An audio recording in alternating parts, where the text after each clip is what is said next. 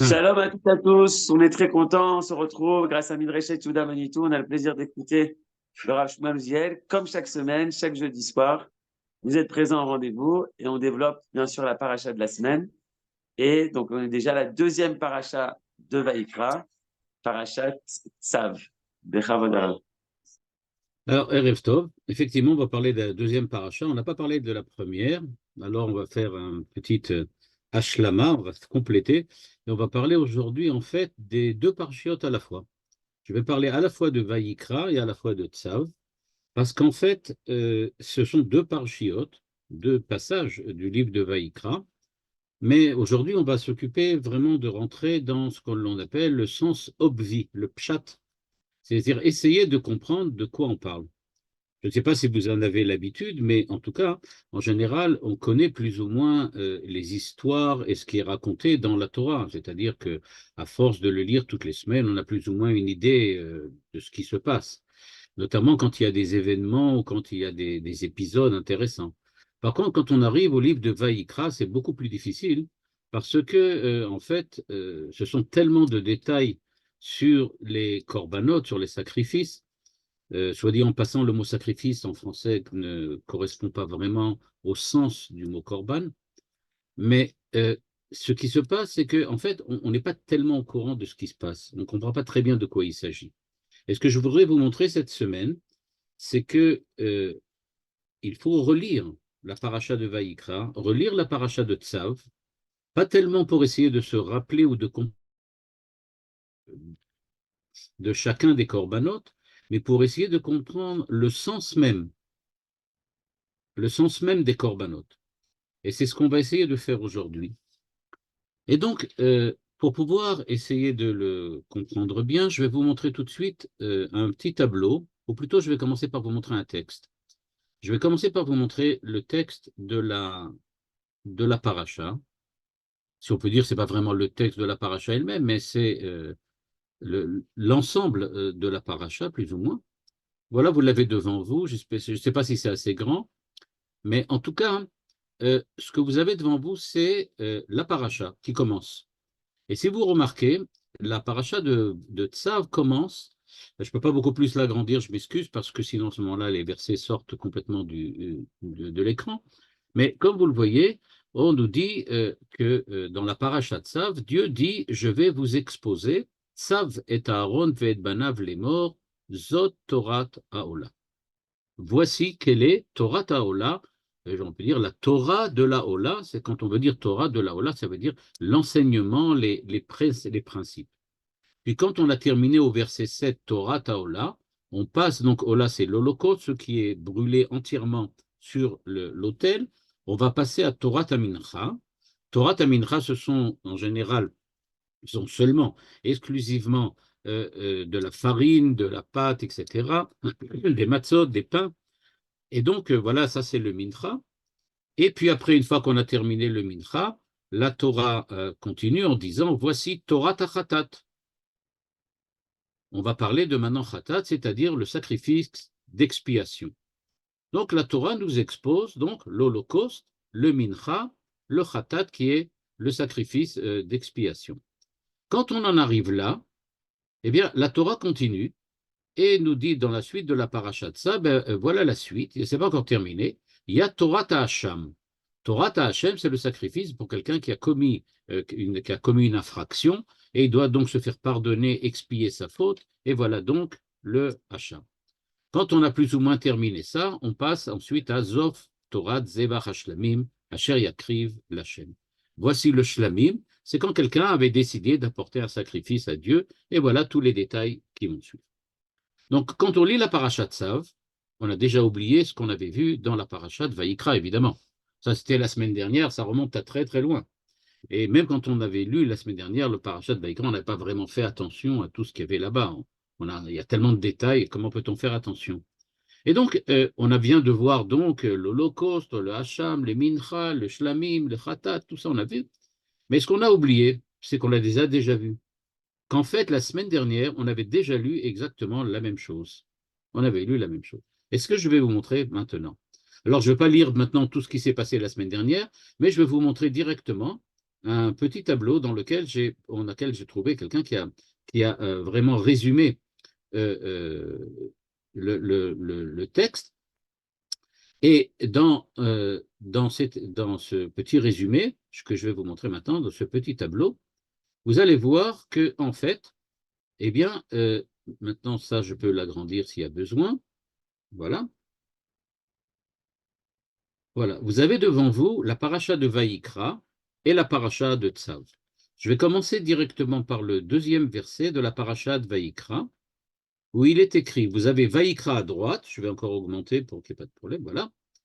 Vous avez ici, à droite, vous avez Vaïkra, et dans le deuxième verset, je suis en train de lire ici dans le tableau, eh bien, vous voyez apparaître Daber el Bene Israël va Marta alehem, Adam qui akriv mikem korban lachem, korban ola, etc., etc.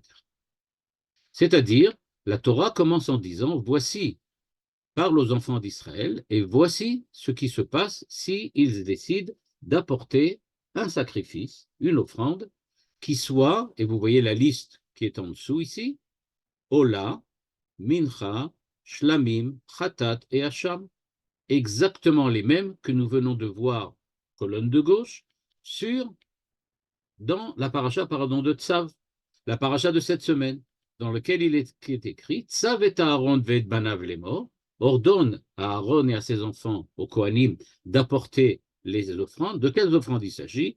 Ola, Mincha, Khatat, Hacham, Shlamim. Il y a juste, comme vous le remarquez, le Shlamim qui a changé de place. Là, il est en troisième position. Cette fois-ci, il est passé à la fin. Donc, ce que l'on voit, c'est qu'en fait, on a déjà vu, ce n'est pas les mêmes détails, mais on a déjà vu tout ça la semaine dernière. Et la première question qui se pose évidemment à nous, c'est pourquoi la Torah a-t-elle séparé en deux parachiotes ceux qui, en fait, traitent du même sujet? Pourquoi pas-t-on mis tout ensemble? Et là, vous allez avoir tout de suite une surprise, j'imagine, c'est que si on regarde quand la paracha a-t-elle été dit, c'est-à-dire quand est-ce que la paracha de Vaïkra a-t-elle été dite historiquement parlant, et quand est-ce que la paracha de Tsav a été prononcée, encore une fois du point de vue de l'histoire, eh bien, ce n'est pas du tout au même moment, et c'est certainement pas dans l'ordre dans lequel nous le lisons. C'est-à-dire, nous lisons tout d'abord Vaïkra, et ensuite Tsav. Donc pour nous, c'est bien évident que ce que Dieu a dit aux enfants d'Israël dans Vaïkra a précédé ce que Dieu a dit aux Kohanim à Tsav. Soit dit en passant, ça nous pourrait nous expliquer pourquoi il y a deux parchiotes, une qui s'adresse aux enfants d'Israël, une qui s'adresse aux Kohanim. On va en revenir plus tard. Mais maintenant, je vais vous surprendre un petit peu. Regardez qu'est-ce qui se passe dans le premier verset de la semaine dernière. Premier verset du livre de Vaïkra. Vaïkra el Moshe, Dieu donc a appelé Moshe, Vaïdaber Hashem elav. Dieu a appelé Moshe et lui a dit, mais Oel Moed les morts. Dans le Oel Moed. C'est-à-dire à quel moment on a dit la paracha de Vaïkra? C'est-à-dire dans quel moment on a adressé aux enfants d'Israël l'injonction de suivre les halachot des offrandes, des korbanot, sur le Olam, Mincha, Shlamim, Khatat, Ve'acham. Au moment où le tabernacle a été construit, Me'oel Moed, c'est-à-dire pas avant la construction du tabernacle. Donc il a fallu attendre que le tabernacle soit construit, et à ce moment-là, Dieu s'est adressé aux enfants d'Israël. Regardez sur la colonne de gauche maintenant, ce qui est écrit cette semaine à la fin du deuxième chapitre, chapitre Zayin, le 7e donc, le deuxième chapitre de la Parashat Tzav que nous lisons, et à la fin de ce chapitre, voilà ce qu'il est écrit. Zot Torah la Ola la Mincha la Hacham la Milouim ou le Zevach Hashlamim. Voici toutes les Torot, donc toutes les halachot, qui concernent le Ola, Mincha, Khatat, Hacham, Milouim, Zevach Hashlamim, dont on a déjà parlé. Mais quand est-ce que ça a été dit, cette paracha? Le verset 38, Asher Tziva Hashem et Moshe, ou ça, Be'ar Sinai. Donc c'est bien avant ou bien après, en tout cas, c'est pas au moment du Mishkan, c'est avant. C'est-à-dire que la paracha de Tsav, d'un point de vue historique, a été prononcée avant la paracha de Vaïkra. Et donc, Beyom Tsavoto, nous dit la Torah, et Bene Israël, le'akriv et korbanehem lachem bemidbar Sinai. Et donc, ce que l'on voit déjà, c'est que cette semaine, nous allons lire en fait une Torah, la Torah des Korbanot, qui a été déjà donnée avant celle de la semaine dernière. Il y a même un terme extrêmement bizarre, c'est le terme Milouim. Pour nous, c'est pas tellement bizarre. On a tous dans la famille un, deux ou même plus d'enfants, de petits-enfants qui sont en Milouim. Mais à l'époque, les Milouim, c'était la fête d'intronisation du tabernacle. Alors là, on se demande comment c'est possible. Si ça a été donné au Har Sinaï, ben c'est avant le tabernacle. Alors de quel Milouim parle-t-on? Et il n'y avait pas de tabernacle. On ne peut pas parler de Milouim. Donc, on ne comprend pas très bien de quoi on parle ici. Eh bien, pour essayer de répondre à cette question, on va regarder un peu les commentaires et je vais proposer aujourd'hui 3 commentaires, pas tous différents, mais qui vont au contraire se compléter. On va commencer par le Sforno, donc qui est un commentaire du XVIIe siècle. Puis après ça, on va passer au Rav Luria, qui était un Talmid Chacham qui vivait il y a 10-15 ans. Et après, on terminera par le Rav Grossman du Gush Etzion, qui apporte une précision très intéressante quant à ce que dit le Rav Luria. Alors donc, on va commencer par le début. Alors, on va essayer de comprendre de quoi on parle. De quoi on parle? Il y a donc, comme on a dit, Torah Taola, et vous avez remarqué qu'il y a une différence entre Vaïkra de la semaine dernière et le Tzav de cette semaine. D'abord, on l'a dit dans l'ordre, le Shlamim n'est pas à sa place, il a changé de place. Et à part ça, il y a aussi quelque chose de différent, c'est que cette semaine, quand Dieu s'adresse au Kohanim, à Aaron, il dit Torah Taola, Torah Tamincha, Torah Tachatat. La semaine dernière, on n'a pas dit Torah, Torah, Torah. Il n'y avait pas. Zot, c'était quoi? On parlait s'il apporte un Ola, s'il apporte un Mincha.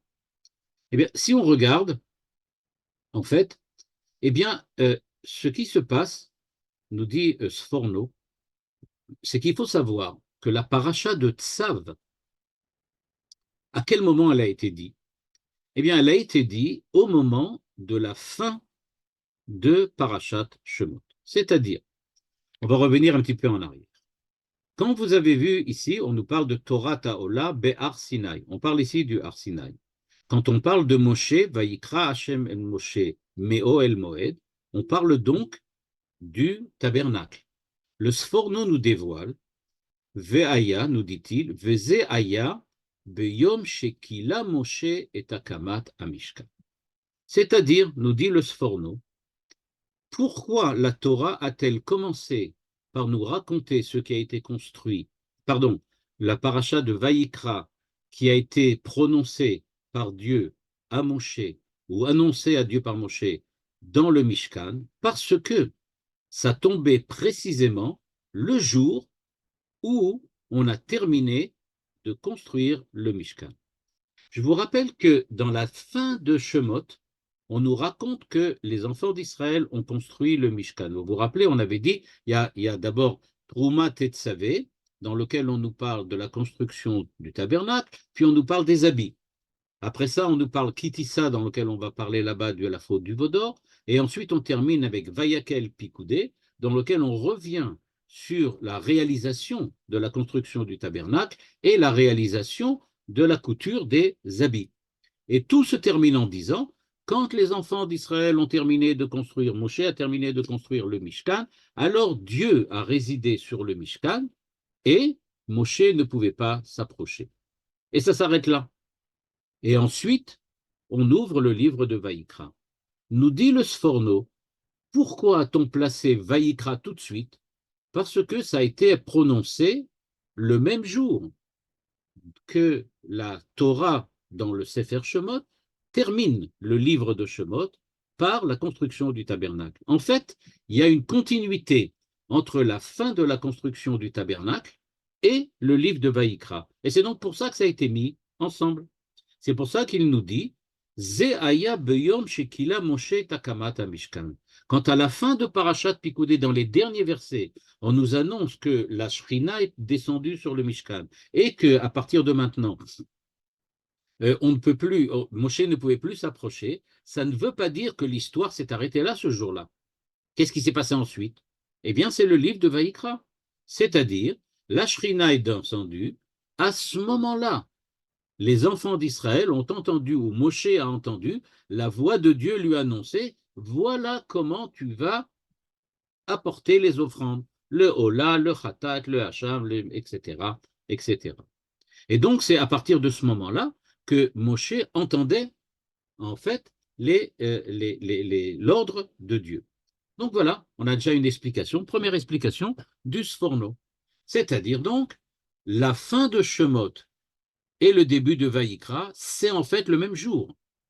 Donc nous voyons dans la Torah 2 livres, et on a l'impression qu'on a terminé les sujets, c'est-à-dire on a terminé la construction du Mishkan, et maintenant, on ne sait pas pourquoi, mais Dieu dans la Torah nous parle maintenant des corbanotes, des offrandes. Eh bien, le Sforno nous apprend que pas du tout. Les offrandes dont on parle dans le premier chapitre de Vaïkra, c'est précisément ce que Moshe a entendu de Dieu le jour même où il a construit le Mishkan à la fin du livre de Shemot. Et donc, c'est continu. Et donc, il faut voir, Vaïkra, ce n'est pas un rassemblement, un recueil de halachot, de lois concernant les korbanot uniquement, c'est le début de la réalisation de la présence de Dieu dans le Mishkan qui s'adresse à Moshe. En fait, si on reprend les derniers versets du livre de Shemot, je vais vous les montrer tout de suite, on a l'impression qu'il y a quelque chose qui manque. Pas seulement l'impression, il manque quelque chose. Ils construisent un Mishkan, ça fait déjà 4 parshiot qu'on nous parle de ce Mishkan. On nous en parle dans Teruma, Tetzavé, Vayakel, Pikoudé. Ça fait 4 parshiot dont on parle de tout cela. Tout ça pourquoi? Pour voir Dieu descendre sur le Mishkan. Et alors, qu'est-ce qui se passe? Rien. Le livre de Shemot s'arrête, c'est terminé. À partir du moment où le livre de Shemot s'arrête et c'est terminé, donc on dit alors, et alors c'était pourquoi tout ça? Eh bien en fait, nous dit le Sforno, pas du tout, ça ne s'arrête pas. Le livre de Vaïkra, c'est la suite. Dès que Dieu est descendu, la Shrina de Dieu, la présence de Dieu est descendue, s'est déposée sur le Mishkan, tout de suite ça a commencé, la prophétie de Moshe, et on a entendu les lois concernant les korbanot. C'est ça ce que nous dit le Rav Sforno. C'est-à-dire donc que, vous l'avez ici en résumé, quand il est écrit Vaïkra El Moshe Vaïdaber Hashem Elav Meo El Moed Lemor à la ligne 3, eh bien en fait, c'est la suite exactement de Pekoudé, la suite du Pekoudé. Donc c'est normal que ça soit à cet endroit-là. Une fois qu'on a terminé ce qui s'est passé ce jour-là, la Torah, dans la parashat Tzav de cette semaine, nous rappelle qu'au moment du Sinaï, Dieu avait déjà annoncé quelque chose et qu'il avait déjà dit ce qu'il fallait faire. Je rappelle, et vous allez voir tout de suite, le Rav Luria va le faire, qu'une fois qu'on a dit ça, on n'a pas encore terminé. Parce que, va nous rappeler le Rav Luria maintenant, c'est toujours pas logique l'ordre des parchiotes. Et pourquoi? Bon, je commence à lire à la ligne 7 les questions que le Rav Luria se pose et à partir duquel il va développer son idée principale. Il nous dit, en fait, si on regarde l'ordre de la Torah et les parchiotes qu'il y a de la Torah, eh bien, en fait, nous dit-il, il y a quelque chose qui ne fonctionne pas. Pourquoi? Ligne 11. Il dit, en fait, l'ordre logique aurait dû être suivant. Miyad acharma shenemar besof shemot, Anan Hashem ala Mishkan, ve'esh tielo tiebo laila, latril beseder shivat yomei amilouim. Nous dit le Rav Luria, oui, d'accord, vous avez dit que c'est le même jour, donc vous voyez que c'est la suite. Et dit, moi, le Rav Luria dit, moi, je ne suis pas d'accord avec le Sforno.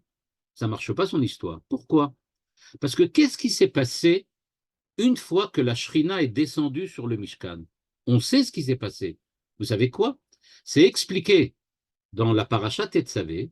Là-bas, on nous dit que le jour de l'intronisation du Mishkan, Aaron et ses enfants devront apporter durant 7 jours, des corbanotes et des offrandes. Il y a toutes sortes de cérémonies qui ont lieu durant 7 jours.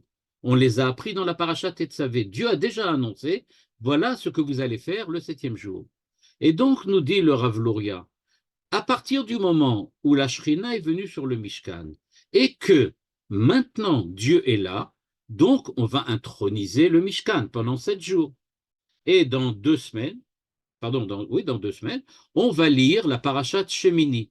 Dans la parashat Shemini, qu'est-ce qu'il est écrit? Vaï bayom hashmini, et il est arrivé le 8e jour. De quel jour on parle? Eh bien, on parle du 8e jour de l'intronisation du temple, qui a eu lieu à la fin du livre de Shemot.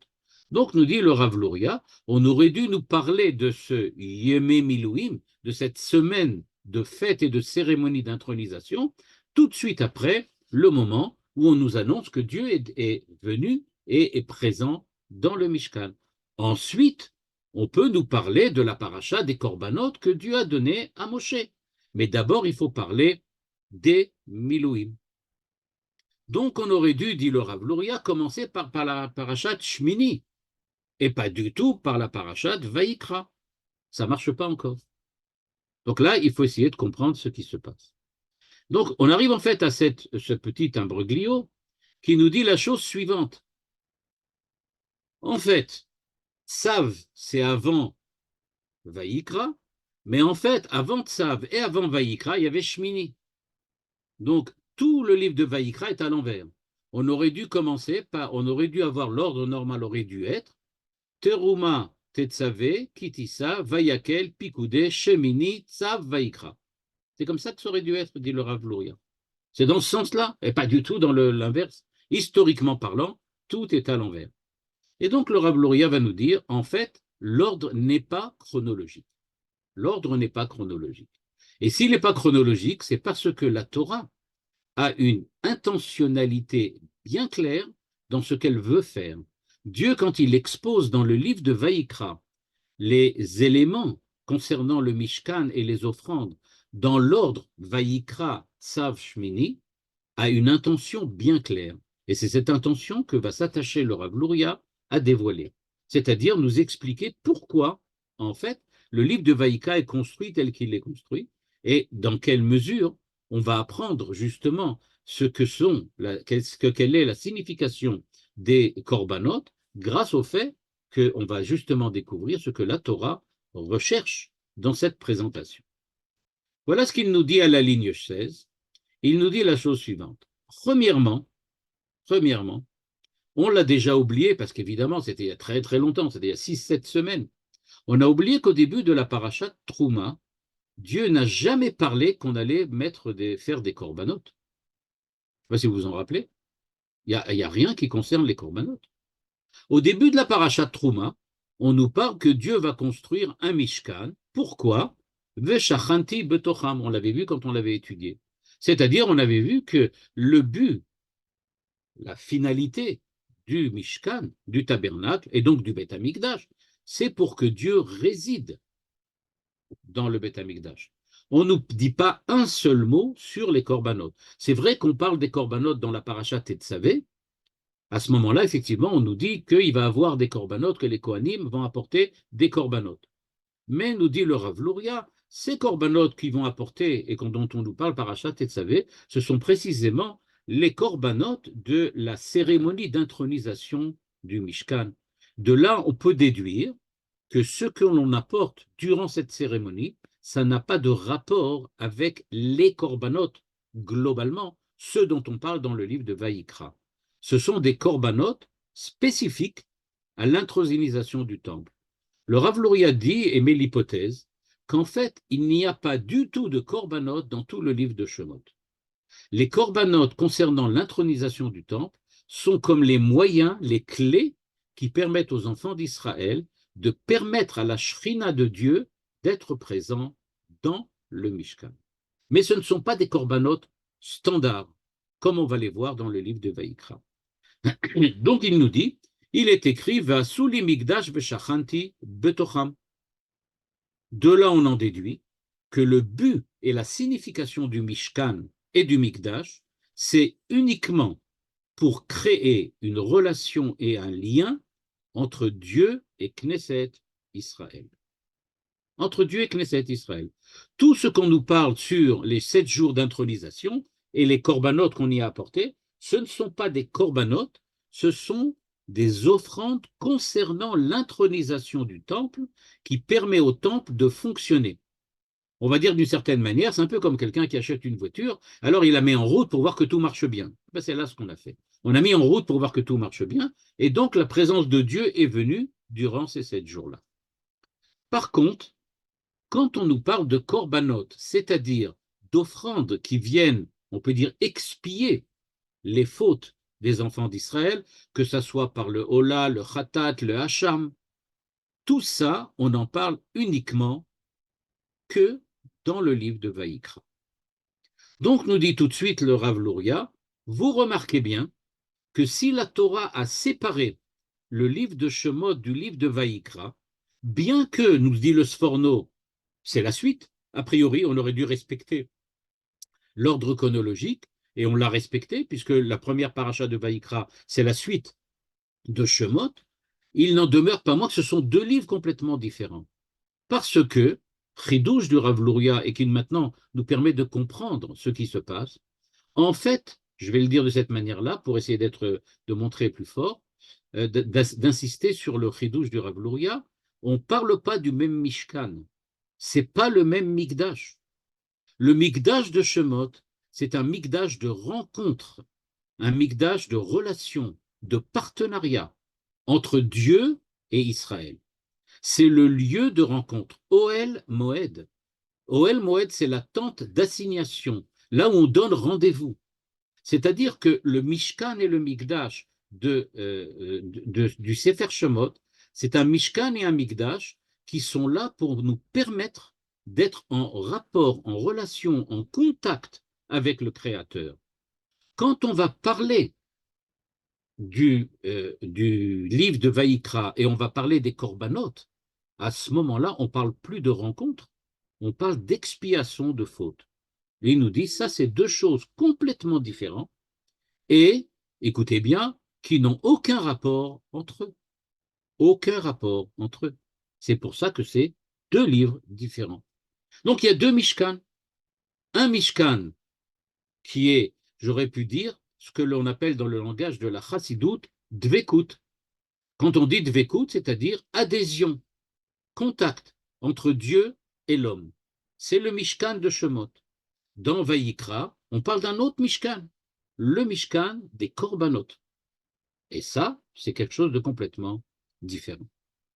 En effet, dit le Rav Luria, je lis maintenant à la ligne 25, il nous dit il y a donc 2 modalités différentes de ce Mishkan, 2 Mishkan différents.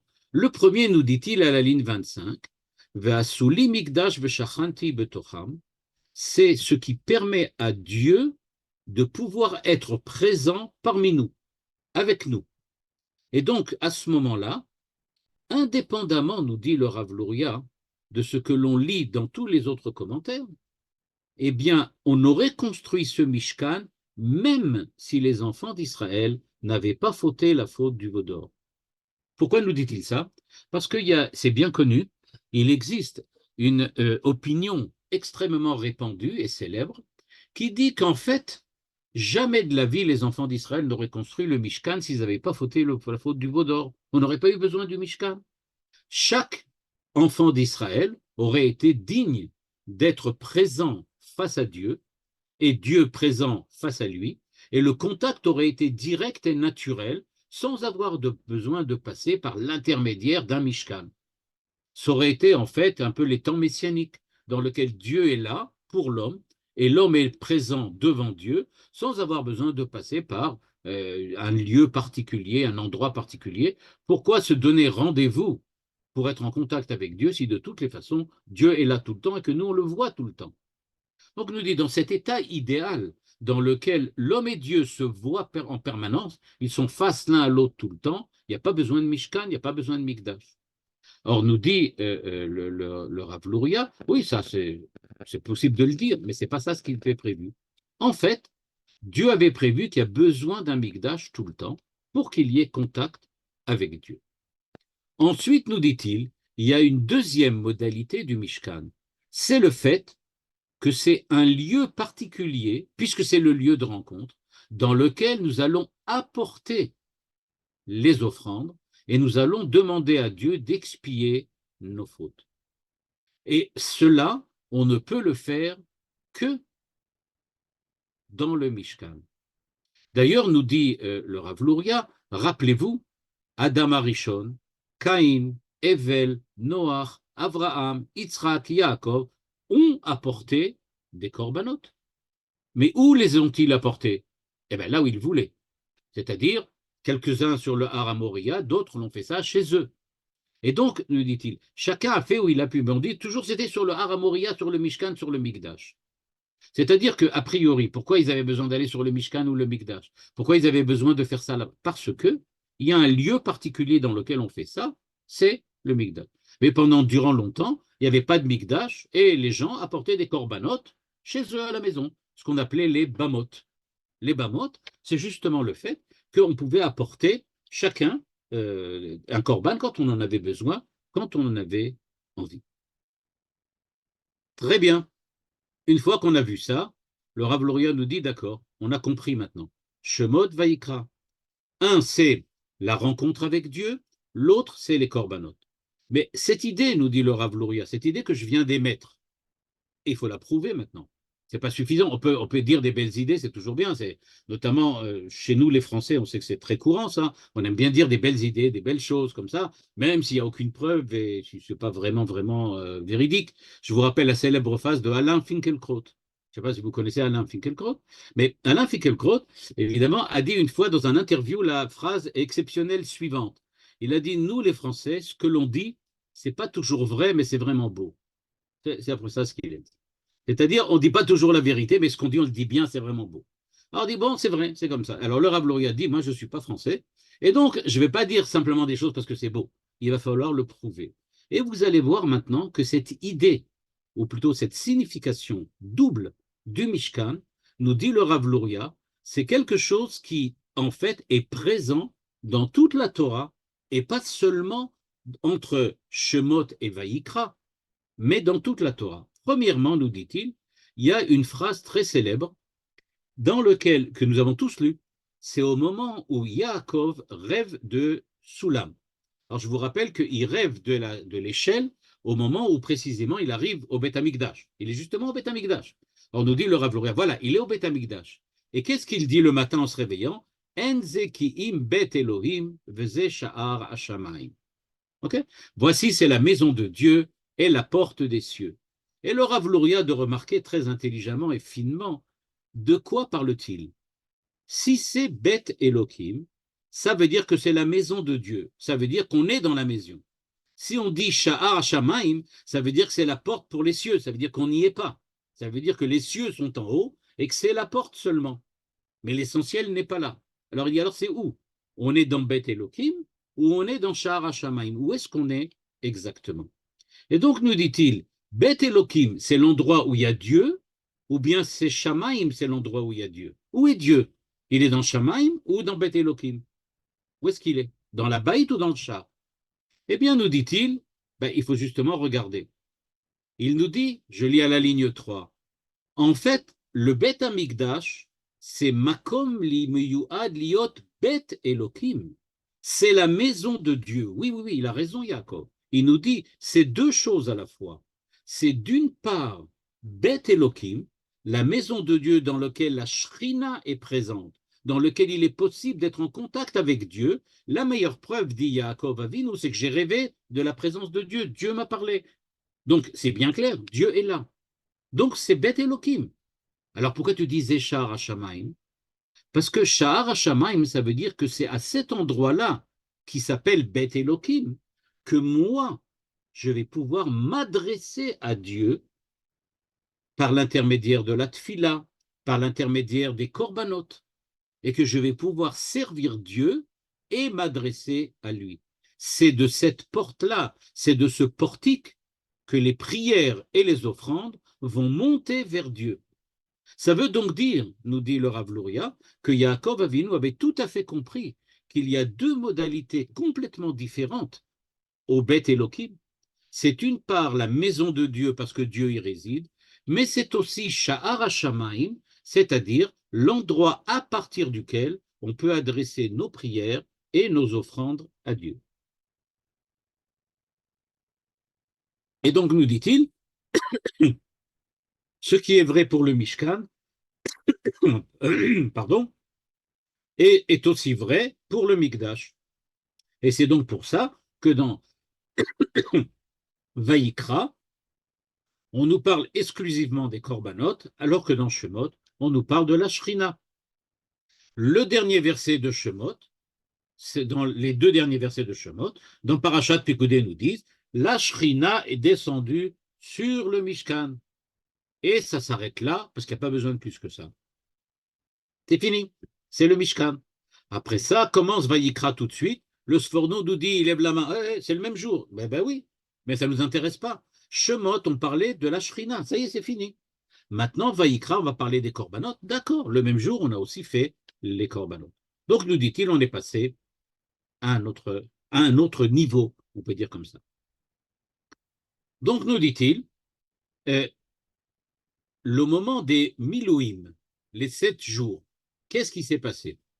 Eh bien, nous dit-il, les Milouim, c'est-à-dire les 7 jours et le 8e jour, dans lequel on va parler dans une semaine, dans 10 jours, dans lequel on va parler de l'histoire des enfants de Aaron, et ce qu'ils ont commis, et le fait qu'ils sont morts, etc., qui a eu lieu le 8e jour, eh bien, cette semaine d'intronisation, nous dit-il, c'est la semaine de liaison. La semaine de liaison. En effet, c'est au moment où les enfants d'Israël ont accompli la cérémonie des offrandes durant 8 jours que la Shrina est venue. Il a fallu, en fait, que les enfants d'Israël accomplissent de leur côté un certain ouvrage de Kedusha, un certain ouvrage de mitzvah, un certain ouvrage de Torah, pour que la Shrina de Dieu puisse être présente dans le Mishkan. C'est à cela qu'ont servi les korbanot ce jour-là. Et donc, nous dit le Rav Luria, dans quelle mesure peut-on dire véritablement et on pouvait être sûr que la Shrina résiderait dans le Mishkan? Certainement pas à partir du moment où ils ont construit le Mishkan. Il y avait encore besoin de faire quelque chose. Il fallait encore faire les korbanot d'intronisation. Et donc, nous dit le Rav Luria, on a le livre de Vaïkra qui parle des korbanot standards. On a le livre de Shemot qui parle de la présence de Dieu standard. Mais il y a une relation entre les deux.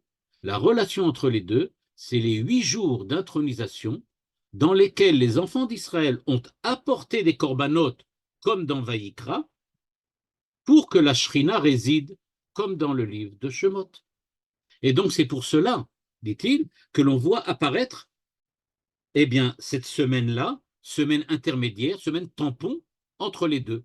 Et c'est pour cela que on en parle 2 fois. On en parle dans le parashat Tetzavé, dans lequel Dieu dit à Moshe et au Kohanim, vous allez devoir faire tous ces corbanotes-là pendant 7 jours, sinon il n'y aura pas de Shrina. Vous êtes obligés. Et dans le livre de Shemini, après qu'on nous ait parlé des offrandes et nous ait parlé de tous les problèmes, pardon, de toutes les loi positive concernant les offrandes et les sacrifices, va arriver la paracha de Shmini dans lequel on va nous raconter que ce jour-là de l'intronisation, ça n'a pas fonctionné. Il y a eu un problème. Les enfants de Aaron ont mal interprété le sens, la signification de la semaine d'intronisation. Ils ont compris que ça veut dire que l'homme dirige, commande la présence de Dieu. Ils étaient persuadés que s'ils étaient bien intentionnés, s'ils faisaient ce qu'ils pensaient être juste, eh bien, la responsabilité pour que la présence de Dieu soit vraiment là, elle est entre les mains de l'homme et pas entre les mains de Dieu. C'est-à-dire que les enfants d'Aaron, en fait, qu'est-ce qu'ils ont proposé à Moshe et à Aaron? Ils ont dit, regardez, Dieu nous a dit que nous devons prendre l'initiative de porter des corbanotes de notre côté pour permettre à la Shrina de résider.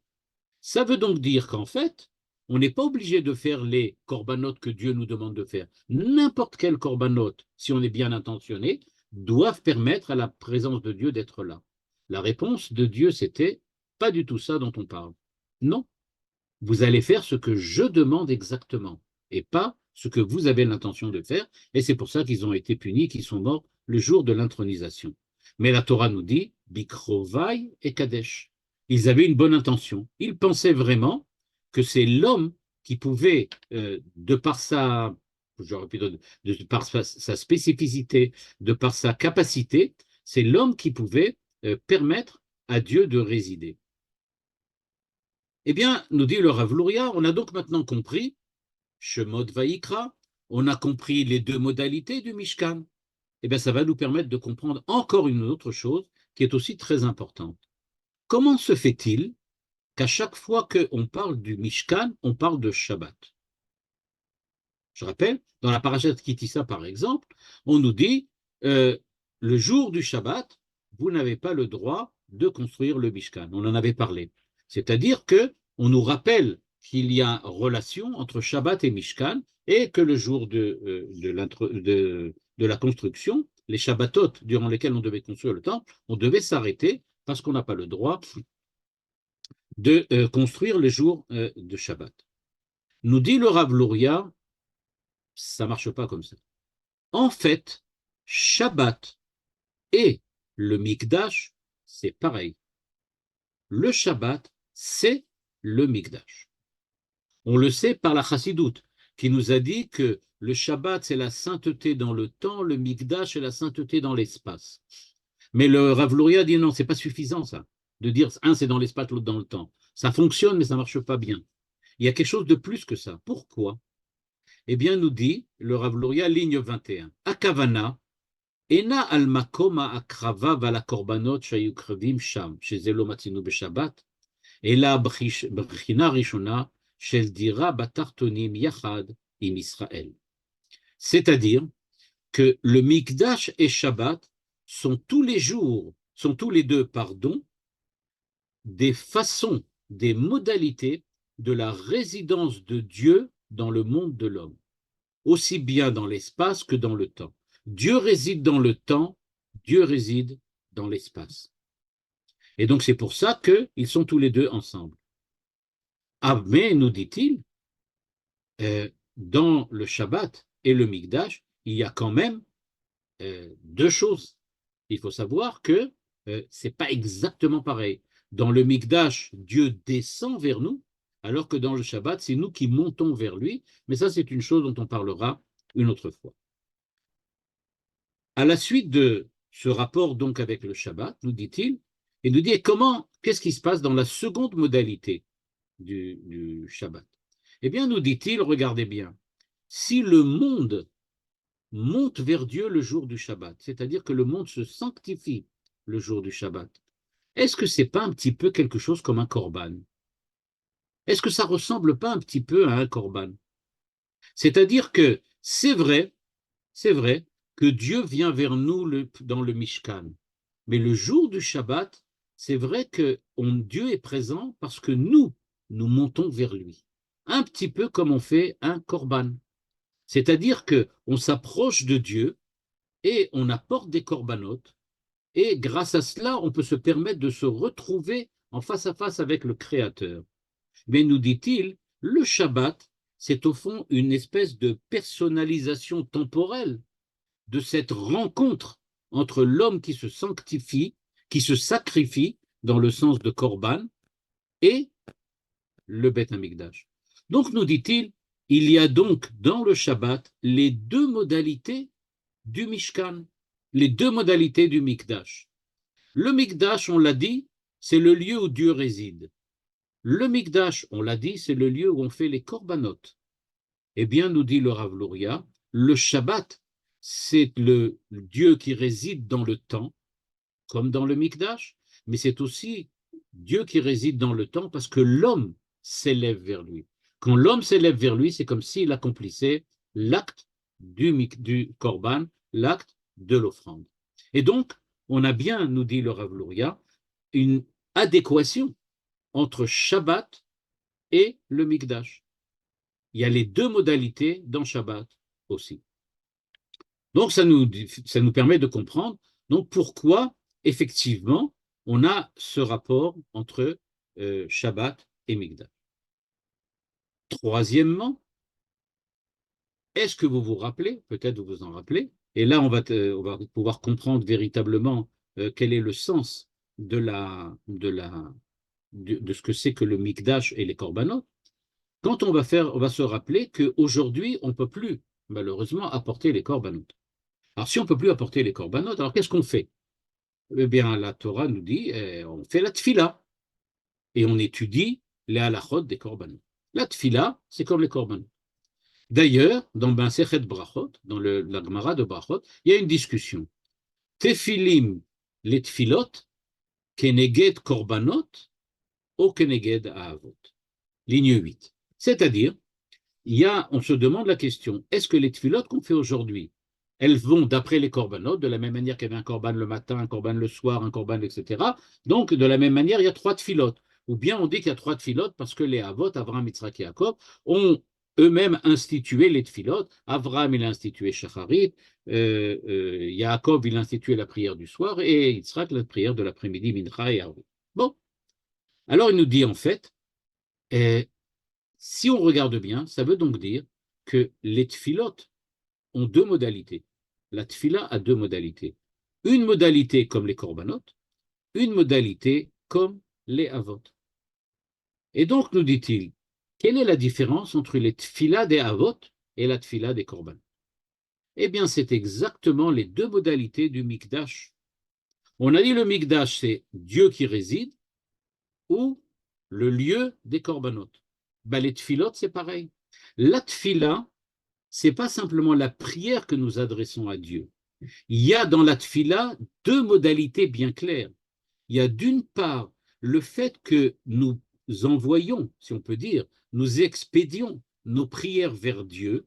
Ça, c'est plutôt la modalité korban. Notre prière part vers Dieu, elle monte vers Dieu, comme la fumée du korban qui montait, etc. Donc, il y a cette dimension d'élévation dans la prière qui correspond à celle du korban, mais il y a le fait qu'on est en contact avec Dieu, qu'on est en relation avec Dieu, que Dieu est avec nous. Ce contact, c'est précisément ce que l'on veut obtenir grâce au Mikdash, qui est le Mikdash du livre de Shemot, le Mikdash où Dieu réside et où il est présent. Ça veut donc dire, nous dit le Rav Luria, que quand on discute sur est-ce que la tfila elle est korban ou est-ce que la tfila elle est avot, eh bien, il nous dit les avot, c'était ce que l'on appelle shrina. En fait, on parle que les avot, ils étaient merkava, la shrina, nous dit la Gemara. Ils étaient le support de la shrina. Ils étaient des mikdashim. Eux-mêmes, ils étaient des mikdashim. Donc, ces 2 modalités du mikdash, la modalité de présence de Dieu ou la modalité de korban, on la retrouve au niveau de la définition de la tfila. La tfila peut être korban, ou la tfila peut être résidence de Dieu, contact avec Dieu, relation avec Dieu. De la même façon, nous dit-il, il ne faut pas oublier qu'il y a, d'après l'Agmara, 2 choses très importantes au niveau de la tfila. Il faut à la fois se rappeler et tout le temps être conscient de la signification des mots de la tfila, et ça correspond évidemment à korbanot, c'est-à-dire savoir ce que l'on dit. Il faut élever vers Dieu les mots. Les mots doivent partir vers Dieu, donc c'est véritablement comme les korbanot. D'un autre côté, on est immobile devant Dieu, comme devant un roi. Et là, évidemment, pendant le Shemona Esrei, à la fois on prononce les mots, c'est le korban, mais on est complètement immobile, c'est parce qu'on est devant la shrina. Et donc, nous dit le Rav Luria, on voit bien que ces 2 dimensions du Mishkan, qui correspondent à Shemot et Vayikra, qui correspondent aux 2 significations des korbanot, qui correspondent aux 2 significations de la tfila, et qui correspondent en fin de compte aux 2, j'aurais pu dire, aux 2 modalités fondamentales du Mikdash et du Mishkan. Est-ce que ces 2 modalités, on peut les lier aujourd'hui? Ça, c'est le problème sur lequel je vais terminer. C'est-à-dire, OK, on a parlé, on réside. Il a parlé, il y a des korbanot. On a déjà compris que pendant la tfila, ça marche bien. Parce que pendant la tfila, les mots, c'est comme des korban, et on est debout devant Dieu, c'est la relation avec Dieu. On est devant la shrina. Donc ça marche bien. Pendant la tfila, on arrive à lier les 2. Mais y a-t-il une possibilité de les lier les 2 ensemble? Est-ce que c'est vraiment possible? Eh bien, le Rav Grossman propose, je le dis encore une fois, il propose l'idée que peut-être, en fait, ce qui s'est passé le jour des Milouim, on l'avait vu, et que le Rav Luria, dont le Rav Luria nous avait dit que c'était justement la période durant laquelle Shemot et Vayikra se sont réunis, puisque c'était le jour dans lequel les korbanot ont permis à la résidence de Dieu de se faire de facto dans le temple, eh bien, nous dit le Rav Grossman, peut-être en fait qu'il faut comprendre le Rav Luria euh, aussi d'un point de vue actuel. C'est-à-dire, nous dit-il, je lis, c'est juste la dernière phrase, ligne 34-35, eh bien, il nous dit en fait, Tafkid Korbanot, 32, pardon, je suis ligne 32, ou ligrom la shrina, shetiree le en basar vada. C'est-à-dire, et là il rejoint une idée qu'on retrouve notamment chez le Rav Shimshon Raphaël Hirsch, qui nous dit, quand on regarde bien, peut-être que ça va vous surprendre ce que je vais dire maintenant, mais quand on regarde bien, eh bien, le korban, on en avait parlé, il me semble, le korban, c'est pas le moment où on fait la shrita, c'est pas non plus le moment où on brûle le sacrifice, c'est le moment où on projette le sang sur l'autel. Pourquoi? Parce que c'est le seul moment où on parle de les hakriv. Les hakriv, on ne dit pas sur la shrita. La shrita de la bête, on ne dit pas que c'est les hakriv. On ne dit pas que la brûlée, c'est le hakriv, mais quand on projette le sang, on dit dans la Torah les hakriv. Et d'après la halacha, un korban se termine au moment de la projection du sang. Même s'il n'a pas été brûlé pour une raison ou une autre, il a été perdu. On l'a perdu. Il n'a pas été brûlé. C'est pas grave. Si le sang a été projeté, c'est fini. Tout est terminé. Ça veut donc dire, nous dit le Rav Grossman, on comprend donc qu'il va falloir arriver à réaliser cette présence de Dieu pour l'homme par l'intermédiaire du Korban. Le Korban, il vient de parler de Akrava, les Akriv, les Hitkarev. C'est ce que le Rav Hirsch insiste. Le Rav Hirsch dit donc, pourquoi le Karev? Parce qu'il s'agit de lier l'homme avec Dieu.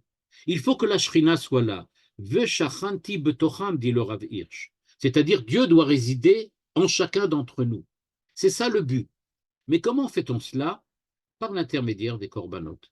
On a vu qu'aujourd'hui, les corbanotes, ça peut être la tfila, puisque dans la tfila, il y a tout.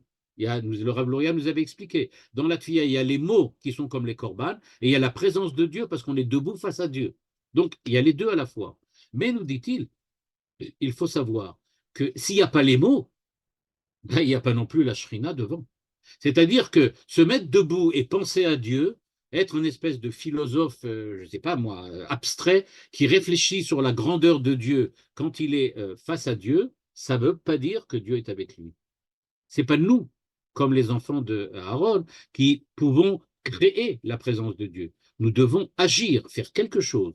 Et ce quelque chose, ce sont les corbanotes. Et aujourd'hui, c'est donc la tfila. Il n'y a donc pas contradiction entre ces deux modalités. Elles sont indépendantes, mais liées. Indépendantes parce qu'elles peuvent se réaliser chacune d'entre elles d'une manière indépendante, mais par ailleurs, c'est seulement et grâce aux corbanotes que l'on arrive à obtenir la présence de la Shrina. Donc, quand vous allez lire cette semaine ou vous allez écouter la Parashat Tzav, eh bien, le Rav Luria et le Rav Grossman et le Rav Hirsch nous demandent de bien faire attention. Vous allez lire cette paracha, dit d'abord, regardez bien, l'ordre, c'est pas le bon. Et si l'ordre, c'est pas le bon, c'est parce qu'on veut nous donner la signification des corbanotes. On veut nous dire que dans la paracha de Vaïkra, on va parler de Dieu qui s'adresse à Israël. Dans la paracha de Tzav, ça s'adresse aux Kohanim. Pourquoi? Parce que Dieu s'adresse à Israël dans la paracha de Vaïkra, c'est grâce à Israël, par l'intermédiaire des Kohanim, que l'on va obtenir la présence de Dieu du livre de Shemot. Il faut bien faire attention, nous dit le Rav Luria. On est obligé de passer par la paracha de Vaïkra d'abord. Vaïkra, c'est quand Dieu s'adresse à Israël et leur dit, si vous avez l'intention d'apporter des corbanotes, alors voilà ce qu'il faut faire. Et pourquoi ne termine-t-il pas tout de suite en nous disant, et les Kohanim? Parce que ça viendra la paracha prochaine. Les Kohanim, c'est plus tard. Mais d'abord, ça doit commencer par l'acte volontaire de l'homme. Vous devez, vous, demander, exiger la présence de Dieu. Comment vous allez l'exiger? Grâce aux corbanotes. Vous allez exiger la présence de Dieu par les corbanotes. Comment ça se fait? On verra la semaine prochaine, les Kohanim vont nous aider pour ça. Mais on doit d'abord commencer par la volonté, l'acte volontaire d'Israël. Et donc, c'est pour cela qu'on nous raconte dans Shemot le but c'est la résidence de Dieu, la relation avec Dieu. Comment fait-on ça? Avec des corbanotes. Les corbanotes, qui les fait? Bah, c'est les Kohanim, mais tout doit commencer par l'acte volontaire, j'aurais pu dire même quelquefois bénévole, de Dieu, de l'homme, pardon. C'est l'homme qui doit commencer. Quand il fait des fautes, évidemment, il faut qu'il soit expié ses fautes. On ne parle pas de cela. Mais on parle du fait que c'est à l'homme d'apporter les corbanotes, c'est à lui à la fois de faire des actes positifs pour s'approcher de Dieu et réparer les actes négatifs qu'il a accomplis et qui l'empêchent de s'approcher du Créateur. Le but restant, ce que l'on a vu à la fin de la parashat Pikoudé, que Dieu doit résider parmi nous. Bimera beyamenu. Amen.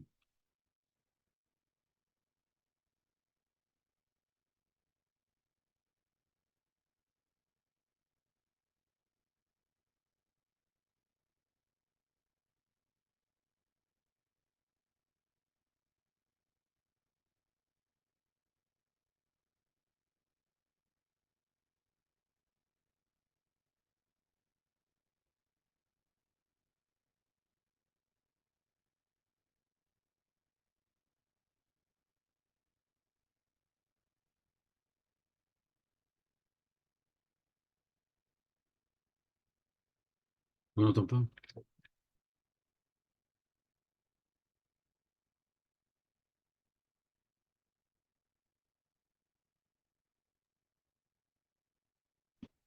Je crois que vous pouvez vous-même enlever sur des questions ou des remarques. Je crois que vous pouvez vous-même enlever le truc. Bonsoir, Rav. Oui, bonsoir. Merci pour ce cours. Une question. Pourquoi vous employez le terme Mishkan et Mikdash Invariablement parce que le Rav Luria insiste sur le fait que le Mishkan et le Mikdash jouent exactement le même rôle et qu'il n'y a aucune différence entre les deux. Mais il y a des fois, il parle sur le Mishkan parce que c'est dans le Mishkan que ça se passe, notamment l'histoire de l'intronisation, etc. Mais dans d'autres, c'est sur le Mikdash. Mais ça n'a pas de différence. Ça peut être le Mikdash ou le Mishkan, c'est pas différent. Il n'y a pas de différence entre le Mikdash et le Mikdash. Non, il n'y a aucune différence. Ça peut être aussi bien l'un que l'autre. C'est pour ça que j'emploie l'un ou l'autre. Et lui-même, il écrit souvent, il parle Mishkan, Mikdash, Mikdash, Mishkan. Il n'y a pas de différence. Il n'y a aucune différence entre les deux. C'est un lieu de rencontre. Toda. Moi, j'ai peut-être une question. Vous m'écoutez? Vous m'entendez? Oui, oui, tout à fait. J'ai peut-être une question naïve. Ne m'en voulez pas. Les corbanotes, quand vous donnez la définition de corbanote, c'est la signification de sacrifice. En français, on a l'habitude de traduire sacrifice, mais ce n'est pas du tout le sens. Il n'y a aucune notion négative de korban. Korban, ça vient de karev, Oui. qui veut dire s'approcher. En fait, on devrait dire l'approcheur, quelque chose comme ça. Il est très profond. Alors, peut-on offrir un korban comment peut-on offrir un korban? Voilà, c'est ce que je voulais savoir. Alors, on n'offre pas un korban parce que Dieu n'a rien besoin. Non. On n'offre pas. C'est la seule façon que l'on a d'agir, c'est par l'intermédiaire du korban, accomplir un acte qui nous permet d'exprimer notre volonté, notre désir de nous rapprocher de lui. C'est comme ça qu'il faut comprendre le korban. Mais c'est pas tuer un animal. Non. C'est pour ça que le Rav Hirsch dit très bien que d'après la halacha et d'après le pshat des versets, le korban est accompli du point de vue de la halacha et du point de vue de la décision, on peut dire, de la Torah, au moment où on projette le sang. Pour pouvoir projeter du sang, il faut bien égorger l'animal, et ensuite on va le brûler. Mais ni le fait de le brûler qui est négatif, ni le fait de le tuer qui est négatif, ne représente quoi que ce soit au niveau du korban. Le korban lui-même, c'est la projection du sang sur l'autel, sur les murs de l'autel. Les deux. C'est ça qui est ça. Donc on a besoin de tuer un animal. On a besoin de le tuer, mais pas en tant que finalité. La finalité du sacrifice, ce n'est pas de tuer l'animal. Là, il faudrait étudier tous les détails du korban, notamment avec le pirouche du Rav Hirsch. Mais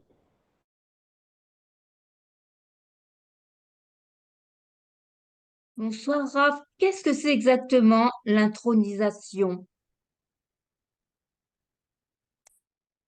Pendant 8 jours, à la suite de l'érection du Mishkan, et pendant 8 jours, ils ont apporté des sacrifices et ils ont fait des cérémonies qui leur a permis qui a permis à la Shrina de résider dans le Mishkan. C'est comme ça que c'est interprété. Et c'est ce 8e jour de l'intronisation que les enfants d'Aaron sont morts parce que ils ont fait quelque chose qui n'était pas un élément de la cérémonie, mais qu'ils ont pris sur eux-mêmes, une espèce d'initiative personnelle qu'ils ont accomplie. Alors, mais en fait, moi, j'arrive pas, je vois une contradiction, en fait. Vous dites qu'il n'y en a pas, mais si il faut qu'il y ait la volonté de la personne pour faire ce corban, enfin, donc demander cette liaison avec Dieu et de pouvoir la faire, et que, en fait, c'est pas à nous de décider, c'est Dieu qui décide quand est-ce qu'il nous rencontre, ça me semble un peu contradictoire. C'est pas vraiment contradictoire si on se rappelle que la rencontre avec Dieu, elle n'est pas uniquement basée sur notre propre volonté et nos propres choix, mais qu'elle demande qu'il y ait aussi de la part de Dieu un accord de venir au rendez-vous. Et donc Dieu dit, je ne viens au rendez-vous que si vous avez le désir, j'aurais pu dire sincère, de faire ce que je vous demande de faire. Manitou avait une expression pour ça. Il disait qu'en fait, c'est un petit peu comme quelqu'un, quand est-ce qu'on marie deux personnes?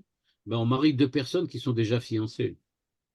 C'est-à-dire, on ne fait que, j'aurais pu dire, célébrer ce qui est déjà de facto présent. Et donc, en fait, l'homme veut la présence de Dieu, il veut la volonté de Dieu, et donc on ne fait que l'officialiser.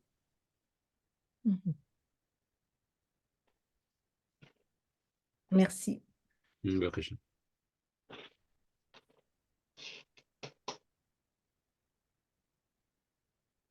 Bon, j'avais un autre point, enfin, mais qui est plus général, c'est que j'arrive pas à comprendre vraiment comment. Donc, alors c'est peut-être parce que j'ai la traduction de sacrifice encore en tête, mais comment un Dieu peut désirer, enfin, peut désirer ses sacrifices. Et dans certains passages, on parle d'odeur, de, j'arrive pas à... Globalement parlant, c'est ce que dit, comme je dis, c'est ce que explique le Rav Hirsch. Il n'y a pas de négativité, il n'y a aucune négativité C'est dans ça, le oui. korban. Et C'est pour cela, il ça. faudrait étudier exactement tous les éléments de chacun des korban. Si vous le désirez, on peut le faire. Pendant le livre de Vaïkra, on a largement le temps. Mhm. Mhm. On a du mal à comprendre dans notre mentalité occidentale cette souffrance que quand l'on donne à l'animal en le tuant pour justement ce sacrifice. Et on dit que quand le troisième temple sera construit, il y aura de nouveau ce genre de sacrifice. On a du mal à accepter ce genre de choses, non?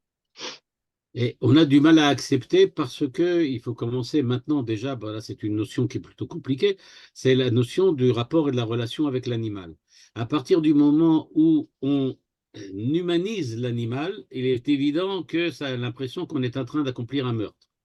Alors évidemment, on va dire comment c'est possible d'accomplir un meurtre. Seulement si on ne regarde pas le meurtre, l'animal, la mort d'un animal comme un meurtre, il faut pour cela déjà commencer à apprendre à ne pas regarder la mort d'un homme comme un meurtre. Ah, Madame Blia n'a pas compris. J'explique pour Madame Blia. Euh, qu'est-ce qui se passe? On a l'impression que quelqu'un nous assassine quand quelqu'un meurt. On a l'impression de regarder un événement qui correspond à un assassinat. C'est quelque chose d'horrible. Comment se fait-il qu'il meure? Comment se fait-il qu'il meure? C'est pas normal. Il a été assassiné. Il aurait dû continuer à vivre. C'est comme ça qu'on le voit. Mais en fait, si on regarde bien cela, dans le cadre de la Torah, la mort n'est jamais considérée comme un assassinat. C'est pas un assassinat. C'est-à-dire qu'il n'y a pas quelque chose dans la mort de négatif quand elle intervient, encore une fois, on ne parle pas d'un vrai assassinat. L'assassinat véritable, c'est un assassinat. Là, il n'y a pas de différence. Mais quand on parle d'une mort naturelle, de quelqu'un qui meurt au bout d'un certain temps, de maladie ou d'autre chose, quelqu'un qui meurt, quel que soit l'âge à lequel il meurt, eh bien, pour la Torah, il n'y a pas véritablement de discontinuité. Il n'y a pas de discontinuité dans la vie de l'homme, mais la mort est considérée comme une certaine étape dans une évolution de ce que l'on appelle l'homme. Et donc, on ne peut pas le considérer comme un assassinat. Il n'y a rien de négatif à ça. C'est tout simplement, enfin tout simplement, c'est considéré d'une certaine façon comme le passage dans une autre manière d'être. On parle de la manière d'être homme aujourd'hui et il y a une autre manière d'être homme ensuite. Et donc, ce n'est pas considéré comme un meurtre, c'est considéré comme un passage. Le Zohar utilise une expression très intéressante. Il utilise pour dire la mort, leis talek, silouk. Silouk. Or, dans le Zohar, dans l'araméen, silouk ne veut pas dire quelque chose qui disparaît, comme en hébreu. Silouk, ça veut dire s'élever, monter, sauter. On change de niveau. C'est comme ça que c'est perçu. Donc, l'animal, d'un certain point de vue, il n'est pas assassiné. De la même manière que nous-mêmes, quand nous mourons, nous ne sommes pas assassinés. On change de phase, d'une certaine façon. Alors là, c'est vraiment compliqué. Il faudrait vraiment rentrer là-dedans pour essayer de comprendre ce que c'est que la mort. Écoutez, je n'arrive pas du tout à saisir le parallèle que vous faites. Non, je comprends très bien ce que vous faites. Quelquefois, on dit, ce que vous dites, quelquefois, on dit que l'animal s'élève quand on le consomme, etc., etc. Mais c'est vrai qu'il y a une souffrance des animaux. Et la question, elle serait finalement, les tfilotes, c'est pas mieux? Comment? La La question, tfila, est-ce que la prière, c'est pas mieux finalement que les corbanotes? C'est ça la question finalement, de l'esprit moderne dont on a parlé tout à l'heure. je ne sais pas si la tfila c'est mieux ou si c'est pas mieux. Si la Torah demande de faire des corbanotes, c'est que semble-t-il, les corbanotes c'est mieux. Mais encore une fois, je ne pense pas que, encore une fois, c'est pas cet aspect meurtrier qui est l'aspect, je pense, qui est l'aspect rédhibitoire. Ce que vous parlez de la souffrance de l'animal. Je ne sais pas, moi. D'abord, il y a Ça, c'est personne qui est sûr que revenu, il y a personne qui est revenu après sa mort pour nous dire si ça fait mal de mourir. Mais il semblerait que, comme dirait la logique, comme le veut la logique, tant qu'on est vivant, on n'est pas mort. Donc, ce qu'on souffre, c'est pas la souffrance de la mort. Et une fois qu'on est mort, on n'est plus vivant et donc on ne souffre plus. Donc, visiblement, la mort, c'est certainement pas une souffrance. Ce qui est une souffrance, c'est avant la mort. oui, c'est ça, de ça qu'on parle. C'est ça qu'on parle. Voilà. Voilà. Ok. Mais, Alors, peut-être ça, Rav, peut-être il y a ça, peut-être qu'il y a ce côté-là, peut-être, qu'il faudrait effectivement, mais comment la, l'interpréter. Rav, la shrita est par excellence une façon de ne pas faire souffrir la bête, non? D'après. Oui, on dit que la shrita, c'est quelque chose qui ne fait pas souffrir la bête, effectivement. Non, On le dit. Est-ce que c'est vrai on absolument ne sait sur le pas. terme biologique? Je n'ai pas vérifié, je ne sais pas. Je suppose que c'est vrai, parce que je l'ai entendu aussi, très souvent. Encore une fois, je reviens, et ne pas prendre la mort comme un assassinat. On a toujours cette tendance-là. Quand quelqu'un meurt, quel que soit l'âge à laquelle il meurt et la raison pour laquelle il meurt, on est toujours dit, ah ouais, c'est toujours trop tôt. Bah, qui a dit que c'est toujours trop tôt? C'est la question. Parce que dire c'est toujours trop tôt, ça veut dire que c'est un assassinat. Il a été assassiné, le pauvre. Alors la Torah nous dit, en fait, non, non, non, il n'a pas du tout été assassiné. Il est mort. C'est pas pareil. Non, mais c'est Rav, vrai. Pardon. on a bien démontré que les animaux sentent la mort et qu'ils ont une certaine sensibilité. Il est évident qu'autrefois, on ne le savait pas. J'ai beaucoup de mal avec les corbanotes, beaucoup, beaucoup, beaucoup de mal. Comment peut-on sacrifier, bien sûr, vous m'avez dit que c'était le mot utilisé, la traduction. Comment peut-on accepter de tuer quelque chose pour offrir à quelqu'un? C'est ça que j'ai beaucoup de Justement, mal. comme j'ai dit, on ne tue pas et on n'offre rien. On peut bien faire quelque chose de fort pour pouvoir l'offrir, mais pas Non, non, que on ce soit n'offre à rien. l'intermédiaire d'un animal. Encore une fois, on n'offre rien et on ne tue pas. Encore une fois, l'animal, en tant qu'animal, il a aussi un cycle de vie qui correspond à ce que lui doit, on peut dire, accomplir dans le cadre de sa vie et de son existence. Le korban, c'est-à-dire le fait qu'il est apporté en korban, c'est quelque chose qui fait partie de son cycle de vie. De la même manière, c'est ce que j'ai essayé de montrer très vaguement, de la même manière que nous mourrons, c'est aussi quelque chose qui fait partie de notre cycle d'existence et de vie. Sûr, oui. Oui.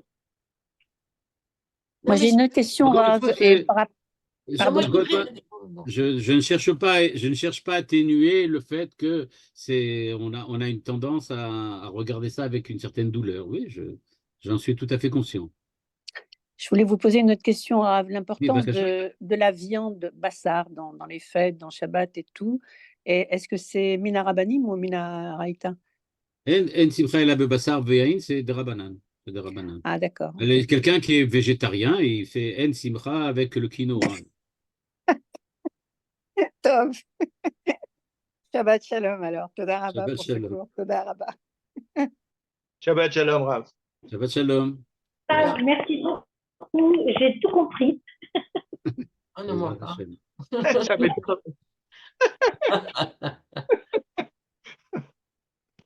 Toda raba.